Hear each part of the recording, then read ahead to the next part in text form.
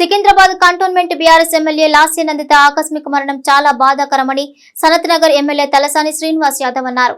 Road ప్రమాదంలో లాస్య నందిత మృతి వార్త తెలుసుకుని తీవ్ర దిగ్భ్రాంతికి లోనయ్యానని, చిన్న వయసులోనే ఎమ్మెల్యేగా గెలిచిన లాస్య 3 నెలల్లోనే ఇలా అందరికీ దూరం అయిపోతుంది అనుకోలేదన్నారు.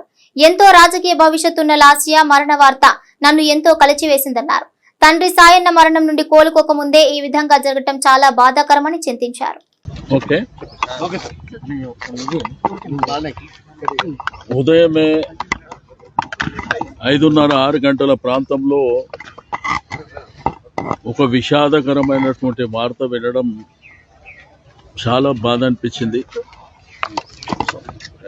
దివంగత నేత మరి సాయన్న గారు 40 సంవత్సరాల రాజకీయ చరిత్రలో అనేక సార్లు కంటోన్మెంట్ ప్రాంతానికి ప్రాతినిధ్యం వహించడం, ఆయన లాస్ట్ టైం ఆరోగ్యరీత్యా పోయిన సంవత్సరం మరణించినటువంటిది. ఇప్పటికి సంవత్సరం 3 రోజులు అవుతుంది. మొన్ననే వారి యొక్క వర్ధంతి కూడా చేపట్టడం జరిగింది. బట్ ఆ రోజుల్లో ఉన్న పరిస్థితుల్లో మరి మా పార్టీ అధ్యక్షుల వారు కేసీఆర్ గారు వారి కుటుంబానికి టికెట్ ఇవ్వాలన్నటువంటి ఉద్దేశంతోనే అమ్మాయికి టికెట్ ఇవ్వడం, అమ్మాయి కూడా మంచి మెజారిటీతో గెలవడం, అంటే కంటోన్మెంట్ ప్రజలు ఆ కుటుంబాన్ని, అక్కడ ఉన్నటువంటి కార్యకర్తలు ఆ కుటుంబాన్ని ఏ విధంగా గౌరవిస్తారో మనం చూసినాం. బట్ ఉదయం ఇటువంటి సంఘటన జరగడం, చిన్న వయసు అమ్మాయి, ఎంతో భవిష్యత్తు ఉంది.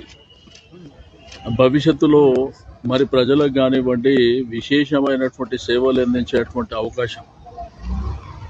బట్ పొద్దున యాక్సిడెంట్లో మరణించిందని చెప్పి ఫోన్ రావడం, ఆ తర్వాత టీవీలు చూస్తే ఆ టీవీలలో కూడా ఆ జరిగిన యాక్సిడెంట్ విజువల్స్ చూపించడం మా అందరికీ చాలా బాధాకరమైనటువంటిదే కాకుండా చాలా విషాదకరమైనటువంటిది.